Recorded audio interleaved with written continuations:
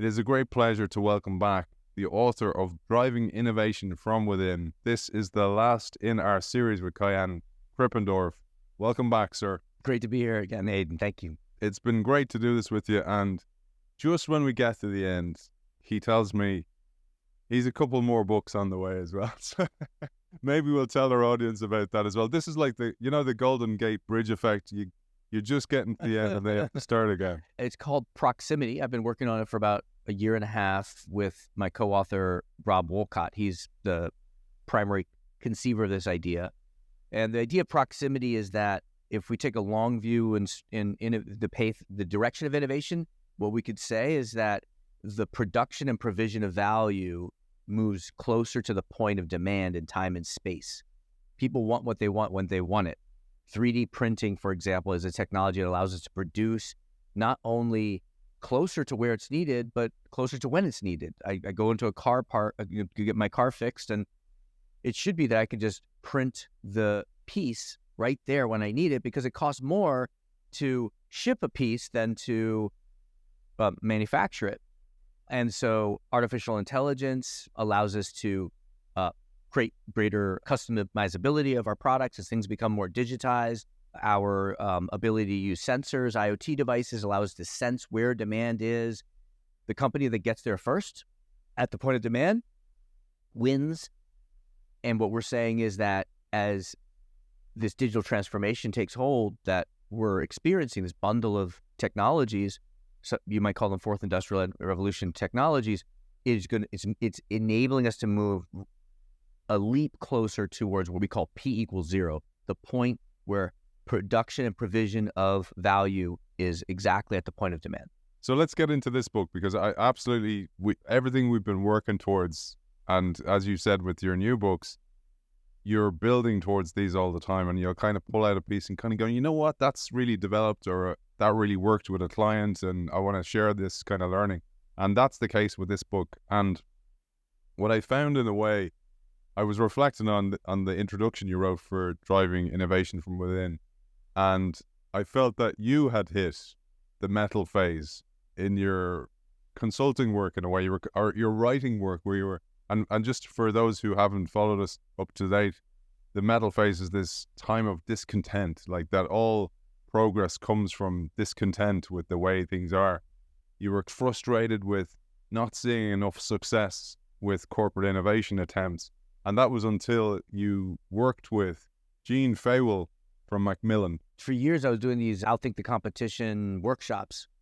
And when I did it for entrepreneurs, it worked really well. And, 5 entrepreneurs, the leaders of the team, they work on it and they've come up with this idea, and then they implement it, and then the revenue starts accelerating. So I know that the process produces ideas that produce growth.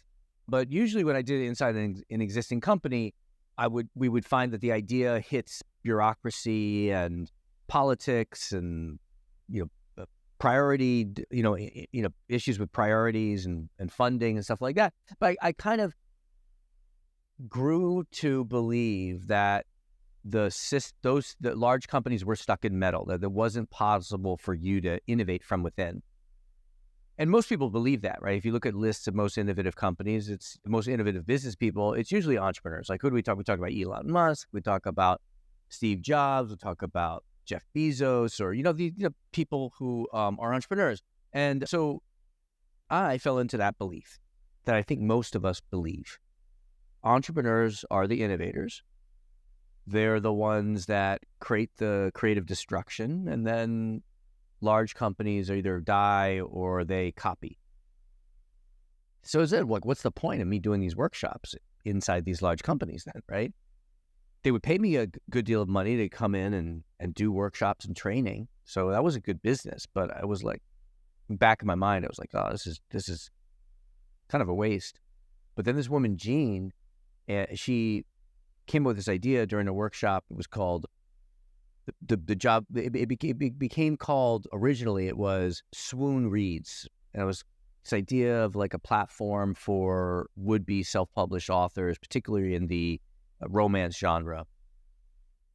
And I won't go into the business model, but I just didn't think anything of it. Another great idea that maybe will probably go nowhere. And then a few years later, I heard on the radio, they were talking about this thing. They changed the name, but I recognized it immediately.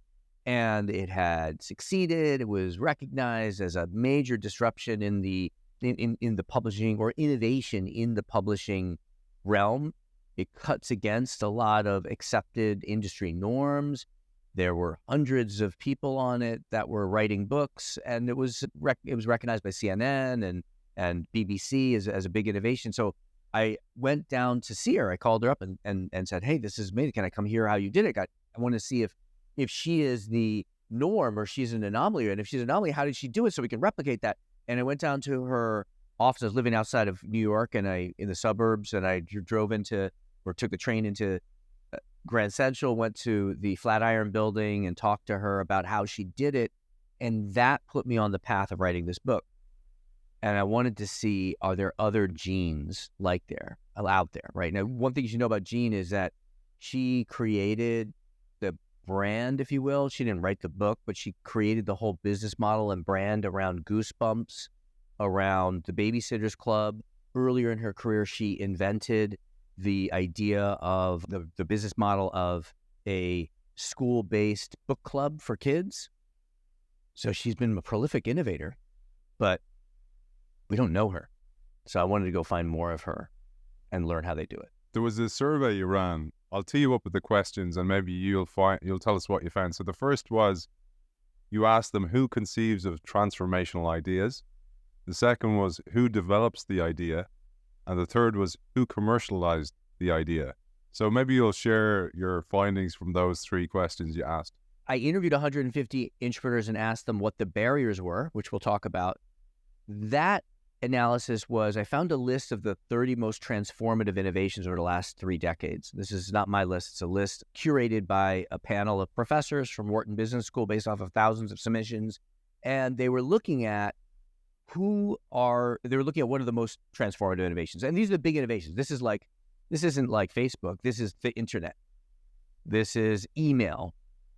This is DNA sequencing. This is MRIs. This is mobile phones, right? So, and then we went back with this analyst that I was working with, and we went back and we said, who conceived of the idea, who then developed the idea, and who scaled the idea?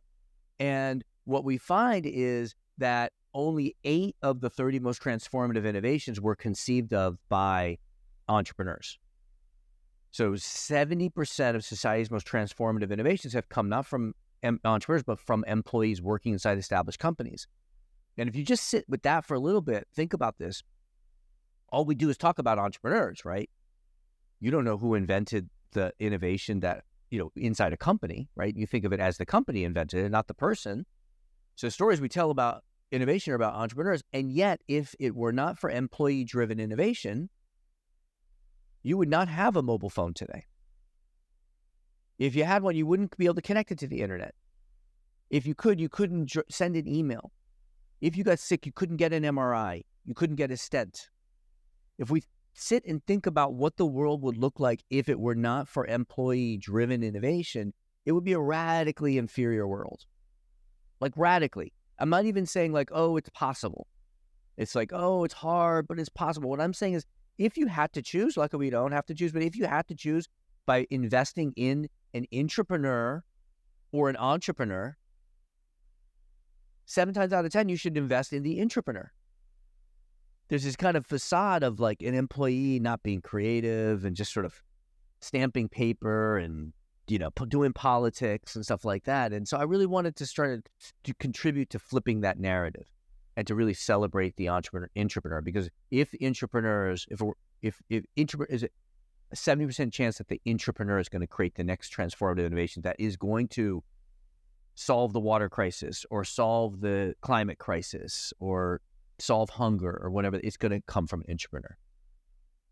And for our audience, don't forget, tune in to a brand new series on entrepreneurs, and Kaihan will be a guest in that as well, on the book, The Corporate Explorer, where we'll actually go through corporate entrepreneurship and how to make it work with inside organizations. So we're going to go in a whole different direction with the show then as well across 2024. Kaihan, I wanted to come back to something. There was one particular question you asked here. So you looked at who commercialized the idea, and you say here it was competitors. More than 50% of the time, 16 out of the 30 you looked at. The innovator, you tell us, loses control of the innovation. Competitors then take over. We talked about iPads, for example, and Apple were not the first with a tablet. Then through a battle of players seeking to commercialize the innovation scales. And you tell us about the story of Olivetti and the Programma 101. They had a hit that would transform the world. Then the competition takes notice. In 1968, HP launched its HP 9100 series. That was soon followed by innumerable competitors, Commodore, Microl, IBM, and Wang. So this is a pattern that you saw consistently, and this speaks to the whole idea that the second mouse gets the cheese, that it's not always the competitor or the originator of the idea that succeeds because of a whole host of reasons. I think there's two factors. Why does the innovator lose the innovation, or why does competitors pull away the innovation? I think that in one part, the existing innovator doesn't know what the innovation's potential is. In fact, the Olivetti, when it created the Programma 101, I think it was at a World Fair, it wasn't even the main thing that they were displaying. It was like behind the scenes, and then not enough people were coming into the booth, so they pulled out this thing, and they didn't know what they had. When they saw the reaction from people's eyes as it could calculate stuff. So that's one part of it, is maybe they don't hold on to it because they don't recognize what it is. But then it gets pulled. And if there's big demand for it, I think that then competitors say, like, here's a solution, unmet demand, and they come in and they can learn from the original innovator. In the 36 stratagems, which we covered, there is to catch something first, let it go. And it just points out the benefit of learning from the mistakes of your competition and then coming in. We're going to focus on something that I teed up in the introduction, which is the 6 attributes and 7 barriers. And that'll probably actually take up most of today's show. But one last thing I wanted to just point out, through your research, you showed that what makes great companies great is that the founder had the ability to create a system in which employees can bring ideas to reality. So, and in many cases, you say Steve Jobs, Ingvar Kamprad, Jeff Bezos, they didn't create the innovation that made them famous. They just created the environment in which it could thrive. We have this narrative of a great company as beginning with one big idea. It's usually not one big idea. It's a series of ideas. But also the big idea isn't necessarily the founding idea. Ingvar Kamprad is the founder of IKEA. And what was like the central innovation that made IKEA become the dominant manufacturer or retailer of furniture in the world? It probably was the flat pack box. The idea that we don't ship completed furniture, but packed in flat boxes, right? That idea wasn't created until 10 years after IKEA's founding, when an employee was, one of the early employees, he was trying to get a table in the back of someone's car and it didn't fit. So he took off the legs, folded it and put it in. And then he proposed, maybe we should sell all of our furniture this way. So the question, if you want to be a leader, is when someone introduces an idea like that, how do you react? Is there space for someone to propose an idea like that, for it to be taken seriously and some action taken on it, maybe tested, whatever that is, right? But often we're too busy. We're like, oh no, we got our business model locked in, right? And this is how we do things. And we need to just sell that next table. I don't want to stop, right? So, and Jeff Bezos, Steve Jobs also says, it talks about innovation being about people coming up with ideas and calling themselves at 10 o'clock at night because they have a way of that shoots holes and how they've been thinking about the problem. It's that activity of in the hallways coming up, creating ideation. Anyway, so the idea rarely comes from the entrepreneur. It really comes from the CEO. We slap the entrepreneur's name or the CEO's name or the company's name on the idea because it's easier to tell a story about one person than to tell the story about the intrapreneur who probably had the idea and passed it to someone else, who passed it to someone else, who passed it to someone else, and no one remembers who was that first baton carrier. So we're going to look at the 6 attributes of an entrepreneur and then the 7 barriers for entrepreneurship. I interviewed 150 entrepreneurs like Gene. They're really hard to find because they look different than what you think they will look like. They don't wear hoodies. They don't wear, black sweaters. They don't come in with ripped jeans, right? But here's the thing: if the theory of entrepreneurship is that an entrepreneur, and therefore I would say an intrapreneur, does four things. They discover opportunities, then they choose which opportunities to pursue, then they take action on those opportunities, and they rally the resources needed to take that action. So we need to be able to do that as an intrapreneur, or enable our intrapreneurs to do that. And then what are the attributes that are required for that? So I looked at every study I could find that showed a statistically significant correlation between an attribute of the attribute of a person and their effectiveness as an innovator. And there's six. So first, they discover opportunities. What do we need there? We need market awareness. You need to be someone who goes to the conferences, reads the trades, goes out with the customers, right? Choosing opportunities. There are two attributes there. Innovative thinking, so coming up with new ideas of ways to solve a problem, and calculated risk-taking. They're not risk seekers. They look to create what I consider risk asymmetry. They create a situation where there's a high upside with minimum downside. They're betting their company's money, not their money. So we've got three attributes so far: market awareness, innovative thinking, calculated risk-taking. Move to the next stage. We got taking action. Two things here: intrinsic motivation and proactivity. Intrinsic motivation is to say that they love innovating for innovating's sake. Frustrated entrepreneurs that I interviewed say things like, I came up with this idea, I gave it to the company, and the company's making billions and billions of dollars of it. All I did was I just got a raise and a promotion. I could be making so much more money if I was an entrepreneur, pursuing myself.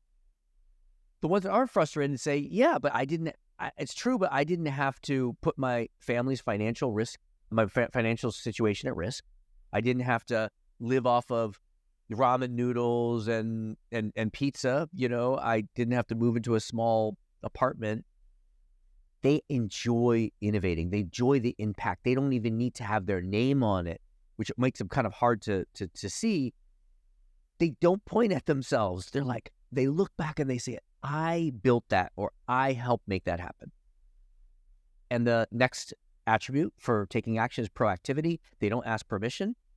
We're going to talk about this later. I think it's a term that I've been using lately is a permission pocket.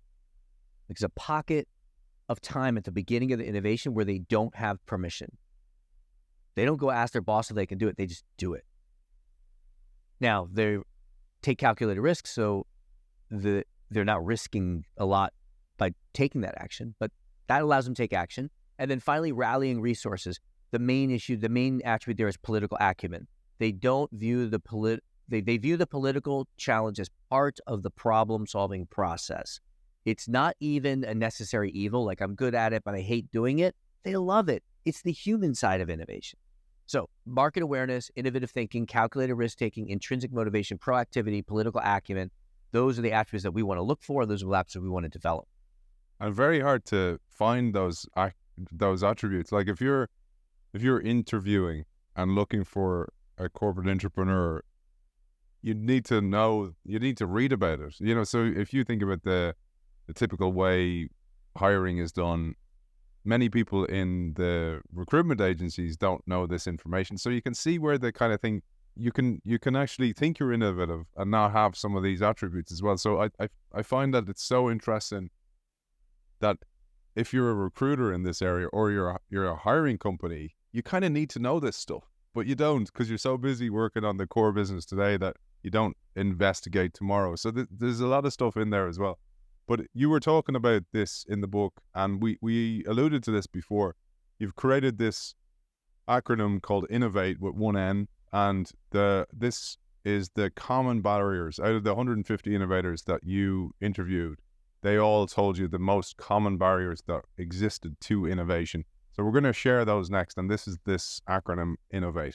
So I interviewed these 150 people over the 5-year period, and I asked each of them, what are the barriers that you face, and how do you overcome those barriers? And then just picture an Excel thing with a Excel table, 150 names. Next to it, row B is the key barriers that they saw, and then I have these different columns, and I mark Like which barriers did they mention? And I just sort of pulling together to see, this person is saying something similar to that person. Anyway, 7 barriers come up as the dominant ones that are most often mentioned. I is intent. N is need. O, options. V, value blockers. A, act. T, team. And E, environment. As I said earlier, I believe all models are wrong. Some are useful. I did force it into that. V should really be business model conflict or business model design, but then it was spelled Innovate. And so I want to spell it Innovate. So I called it value blockers. What is blocking your innovation from reaching the market, and how do you overcome that? I have a little quote from each of them, maybe that will tee you up. So we'll expand on each of them. So the intent, the first one, you say here, facing early obstacles, many would-be internal innovators abandon their original intent because they just kind of gone, oh, you know what, it's going to be too much hassle. Yeah, and that's where it starts. If we don't have intent or we don't activate intent, no one's going to be looking for innovation. What's interesting about the lack of intent, there's a whole kind of area of entrepreneurial research called entrepreneurial intention. That's what precedes the pursuit of taking entrepreneurial action. But what's interesting, it even precedes your seeing of the entrepreneurial opportunity. The fascinating study of a professor in the UK, he found 2 groups of people. One group self-identifies as lucky, the other one as unlucky. And he gives them each a task: read a newspaper, count the number of photos in the newspaper. Unlucky people take something like 6 minutes on average to complete the task. Lucky people usually complete the task within seconds. Why? Page 2 of the newspaper has a print ad that's half a page. You couldn't miss it. It's not that it's too small to see, and it says, there are 63 photos in this newspaper. You can stop looking. And the lesson there is, it's not that the unlucky people didn't see it. It was there, but because their eyes were focused on photos, they didn't notice it. And so I think lucky people are people who wake up in the morning and say, I might meet the love of my life today. I might find 100 pounds or dollars on the ground, right? And so they're looking for it. They're open to it. It's like that, that red car effect. That if I ask you how many red cars did you see on the way to work, you might not know. But if I ask you in the morning, like, how many red cars are you going to see, you start noticing all these red cars, right? So that's the first thing we have to do, is unlock intent. 3 things we have to do there. Number 1, we have to address the idea that we're not capable, self-efficacy. Number 2, we have to address the idea that this won't work. And number 3, address the fear of social reaction. How will my colleagues and boss react to it? To activate that intent, you need to know what your organization is even looking for. So this could be MasterCard we talked about before, their war on cash. So that activates me to go, well, what does the organization need? Yeah, because there's a study by Don Scholl, and he found that fewer than 55% of mid-level managers can name even 2 of their company's top 2 strategic priorities. So our strategies are so complicated.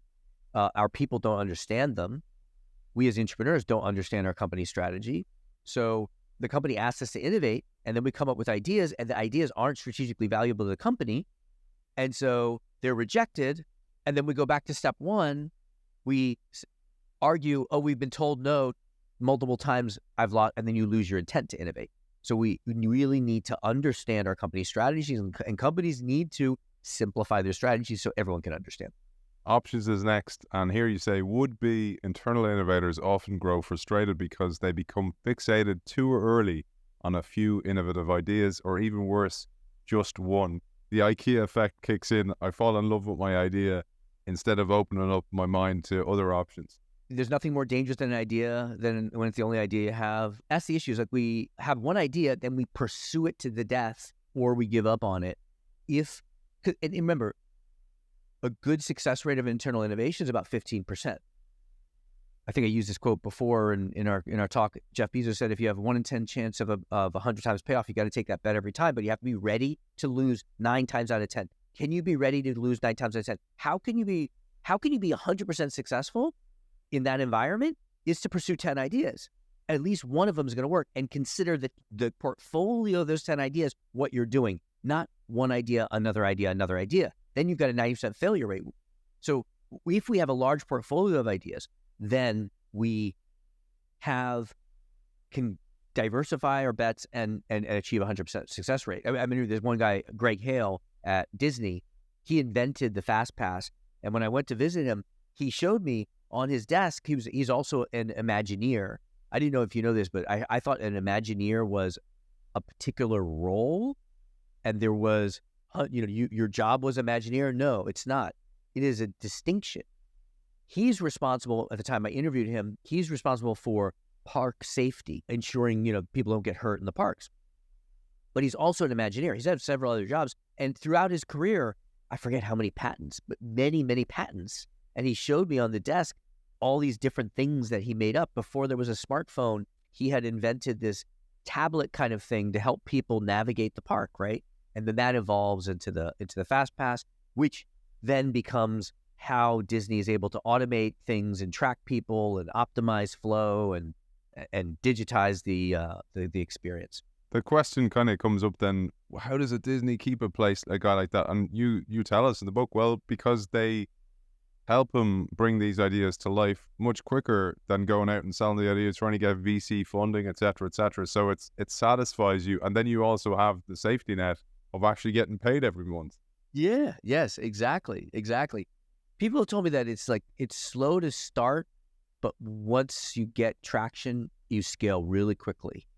It's the opposite experience of an entrepreneur. It's easy to get started, but to scale is a long time. Takes a long time. If you call up someone and say, that you need a partner or a part or a buyer or something, and you say, "Hey, I'm Greg from Disney," you're going to get a phone call back. If you say, "Hey, I'm Kaihan from whatever," they won't. You might not get a phone call back. You have access to scale that entrepreneurs would only dream of, to expertise. You can pick up the phone and call up experts that are inside the company. You can get salespeople. There's so many advantages to pursuing these options inside an established company. Linking it to our prior podcast, Outthink the Competition. How do you create options is, particularly fourth options, is by applying the ideas process from Outthink the Competition. Will we share that quickly just as a reminder? Sure.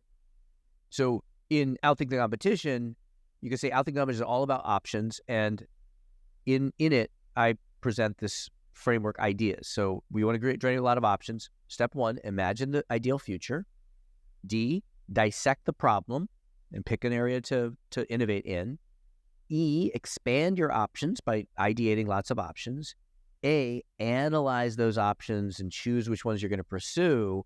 S is sell the idea internally. Nice, man. Nice. Thanks for the reminder. And then V is value blockers. And this is the big challenge, that you have a way of doing things.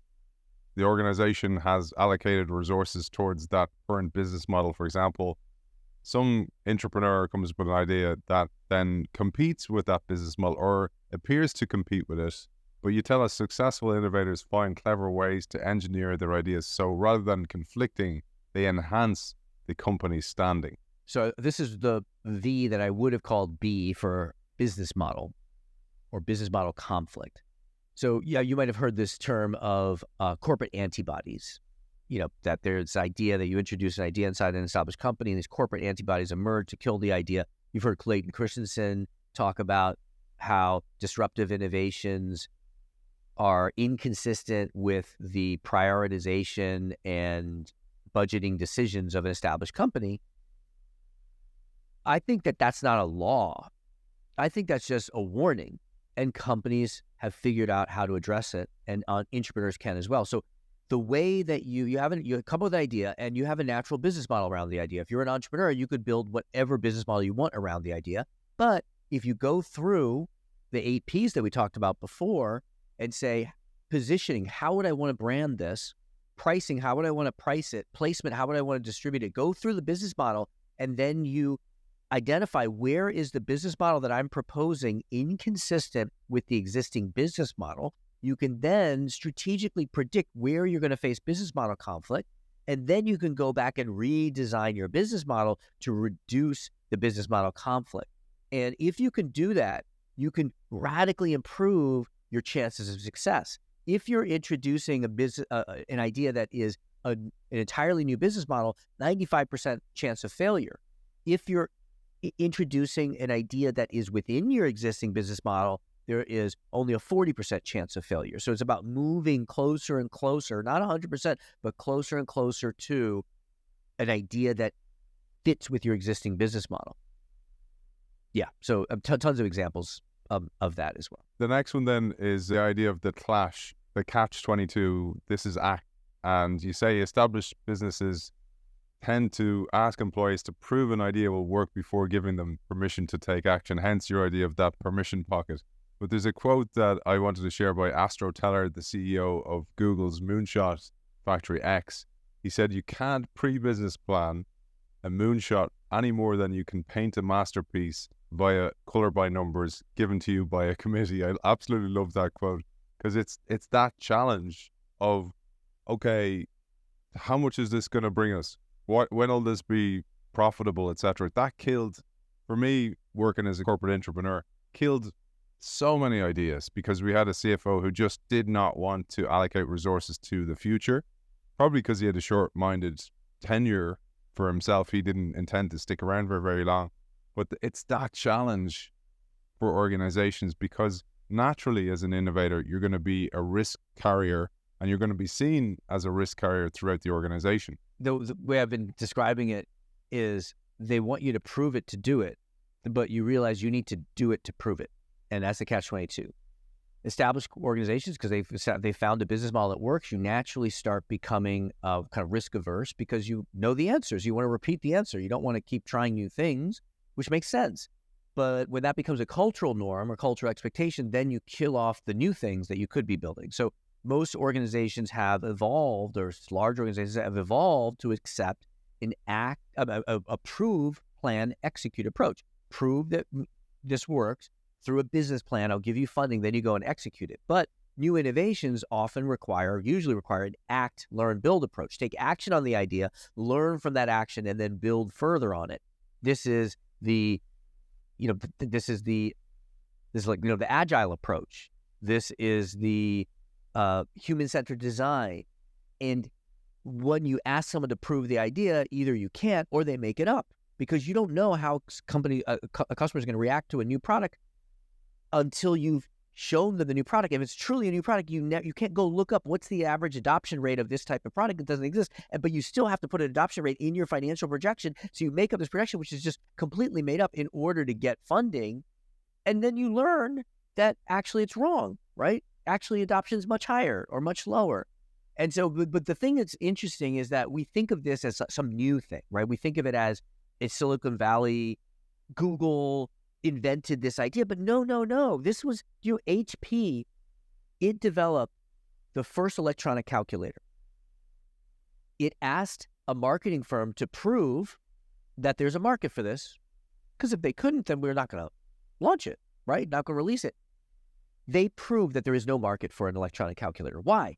Because there's an existing, entrenched, incumbent competitor that already does what this thing does, but at a far superior price point. Why would anyone buy an electronic calculator if you have a slide rule? And if you tried to prove there was a market for that, they couldn't prove it. What did they do? Did they say, oh, we can't prove it, so I'm not going to execute it? No, they said, let's take action, let's learn, and let's build. Let's just produce 1,000 of them, put them out in the market. Before long, they're selling 1,000 a day. I can give you tons of examples of this from way before today, from the 1960s. This is something that large companies have historically done, and they can continue to do. The myth that we can't do this when we're at scale is just false. It's just lazy. So we need to embrace this act, learn, build approach. Allow people to experiment. Beautiful, man. I can sense the energy off you about this point. The next one is team. The usual way corporate innovation is let's build a corporate innovation lab. Let's hire people for the lab. Then let's find ideas. But actually, if you look at all the acronyms so far, it's only at this stage that you go to build a team. And I found that interesting with Jean, when you were talking about Jean throughout the book. It was only at this point that she brought together a group of people, a shadow organization, only after all the work she had done to validate the idea first. And she's doing all of this still in the permission pocket. Her boss doesn't even know she's doing it. She's intent. She's got the intent. Need. She identifies this need. Options. She generates some ideas, chooses an idea. V, she thinks about the value blockers and does a few things to change her idea to limit value blockers. A, she decides that she's going to take action. She's going to invite some people to come and look at a mock-up of this website, but she needs a team to do this. She could, you would think, go to her boss and say, I've got this idea. Can I get funding, or can you assign Jim and Jane and Frank and Margaret to work with me? But no, she doesn't do that. She sends out an email. She's like, I got this idea. It's kind of like this. How about we have pizza next Thursday? And if you're interested, I'd like to talk to you about it. She told me that if 7 people showed up, she was going to pursue the idea. But if less than 7 people showed up, she wasn't going to pursue the idea. Let me point one thing out about that. There's 2 important insights in that. Number one, it's not her only idea under options. She's got a whole bunch of other ideas. If this doesn't work, she's got another one and another one, another one. So she's not tied to this idea. The second is she's testing for internal resonance of the idea. Intrapreneurs view the company as a customer. And when your customer says, I don't like this idea, you don't say, oh, you're wrong customer, bad customer, ignorant customer. No. You say, well, tell me why you don't like this idea. What is it about it that's not attractive to you? She's testing the internal adoption of the idea now. Right? Do you see that? What happens on Thursday? 30 people show up. That's an indication that there is internal interest in the idea. Most of these innovations are seeded by an informal group of people. This bottling up, groundswell of support around the idea. And we're talking about people from marketing, from logistics, from finance, not only editors, but from all across different functions that were interested in the idea. Then what do? They meet, every 2 weeks, they divide up work, they go off on their own, and the boss starts noticing they're doing stuff, but they're still getting their jobs done, so he doesn't step in the way. That's an important thing. There's one of the things we'll talk about later, I think, is can you create the organizational freedom for people to rally around ideas while they're still doing their core job, right? And so what do you need to do then? You get this idea, you need to remove organizational friction, you need to assemble this motivate this cross-functional team, align them around one important goal, use metrics and data to be tracking that, the one most important thing. It's helpful if you have a scoreboard so everyone can see what's going on, establish this rapid rhythm of short, frequent meetings so they can fit more easily within the flow of work, and generate positive velocity, go for some early wins, and then other people start looking and go, hey, what are you doing? What are you doing? And the groundswell grows and grows and grows. And only then does she take it to the boss. I love it, man. And I think this is so, so important. You know, when, again, having failed at corporate innovation in many ways, I realized at one stage that the failure was not on the corporate innovator in many times. It was just the DNA of the organization. And I started to flip into, this is how I got into L&D work and how I got into keynoting and running workshops, because I started to do them internally. Because I was like, this is just an understanding problem. Some people are really motivated by new ideas, etc. Other people don't have the time to even read about this stuff and where the organization's going or where the industry's going. And I love that about this book. It brings everybody to the same level, and it looks for that kind of army of the willing, those initial folk who are going to go and join the team, etc.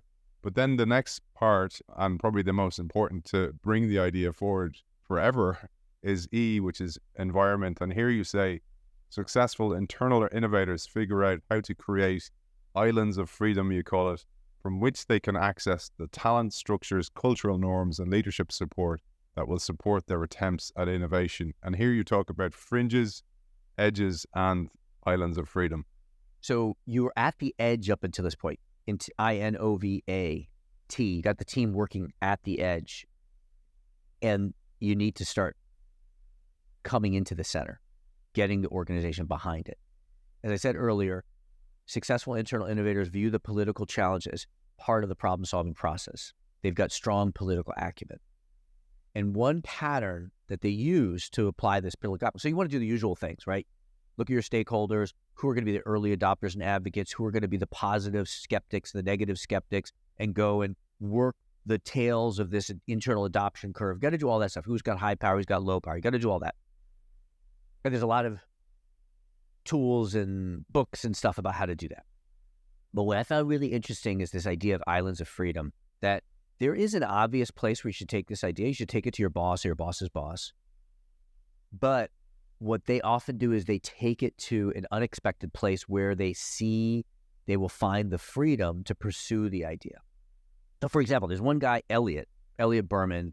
He was working in the early 1960s on solar panels. He arguably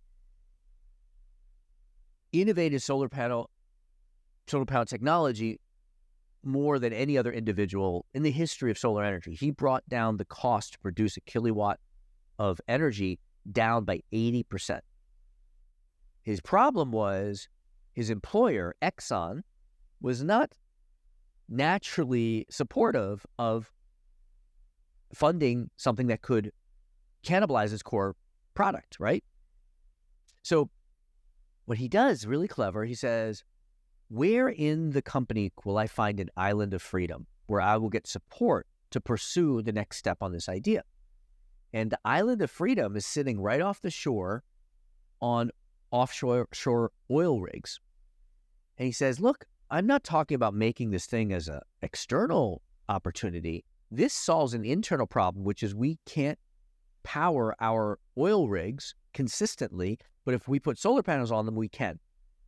So he sells as an internal operational innovation. He gets funding, he gets a team, and he gets the time to work on the innovation. Eventually, this thing gets spun out as a separate company. Eventually, Ken Kuchinagi, the creator of PlayStation, he had the idea. The natural place to build that idea is in the electronics division of Sony, but he recognized that for cultural reasons, he wasn't going to get the freedom that he needed.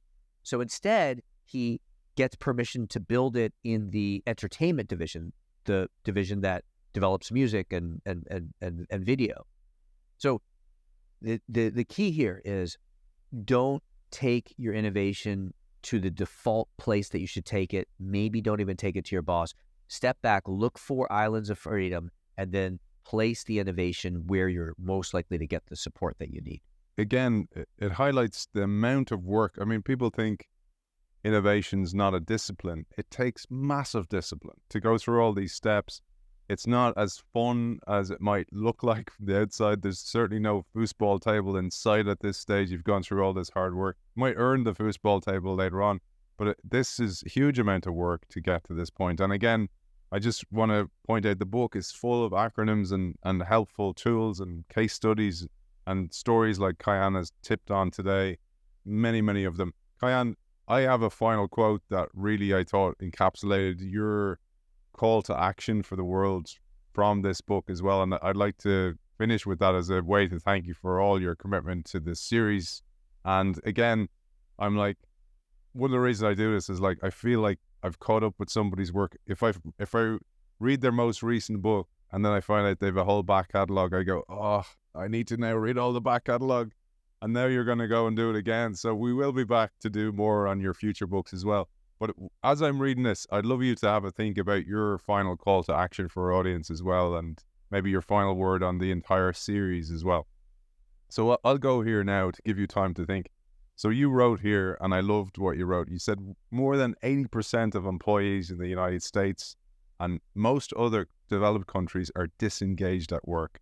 meaning that 8 of 10 workers spend their work hours just trying to get through the day. This disengagement costs the US economy about $450 billion per year in lost productivity. That is more than the revenues of Amazon, Boeing, GE, and Google combined. It is more than all US companies spend on R&D every year. And that's not all, you tell us. Beyond economics, this is a major humanitarian problem. Disengagement at work has been shown to link to anxiety, depression, and damaged family relationships. I believe, this is you speaking here, that a major cause of this disengagement stems from the fact that most employees feel their creativity is being suppressed. Is it any wonder so many have lost their sense of purpose or passion? Imagine the growth we could fertilize if we could reignite that passion. Imagine what we could accomplish as a society if we could reinvigorate that sense of purpose. Beautiful, beautiful, man. Yeah. No, this has been, I think this is really an important problem. And luckily, companies are evolving to meet that problem. If we take IN-OVATE, we can start seeing what the next form of a corporation should be. Intent. Stop treating your people like employees and treat them like entrepreneurs with self-efficacy, with passion, with freedom. Need. Throw away your complex business plans and instead evolve to simple statements of purpose that everyone can understand and align to. Options. Don't look for ideas in boardrooms, look for them in hallways. Value blockers. Don't stick to one business model, but rather create an ecosystem of business models that can coexist together. Act. Stop asking for business plans and business cases. Just allow people to experiment. Team. Break down your hierarchies into small, agile teams and environments. Stop running the company like a centrally planned economy. Recognize that a successful company is a platform where smart, passionate people can come to find opportunities, rally the resources to pursue them, and create great things. And if we embrace those 7 things, I think we're going to create a future that works for humanity, that creates the next innovation that's going to transform society, and that addresses this issue of disengagement at work. What a beautiful way to finish not only this series, but the last episode of the Innovation Show for the year. Man, it's been an absolute pleasure doing this with you. I've come to recognize you as a friend. I hope that's been the case for you. And I've loved going back to the back catalogue, hopefully reinvigorating some great thinking for you as well from your old work as well. So it's been a pleasure. Where can people find out more about you and your work for those who haven't joined us? Probably the best place is to go to my website, kaihan.net. That's probably the best place, KAIHAN.net. I'm also really active on LinkedIn. Author of these books behind me, the Kaihan collection, and the latest in the Kaihan collection, Driving Innovation from Within, Kaihan Krippendorff. Thank you for joining us. Thank you so much.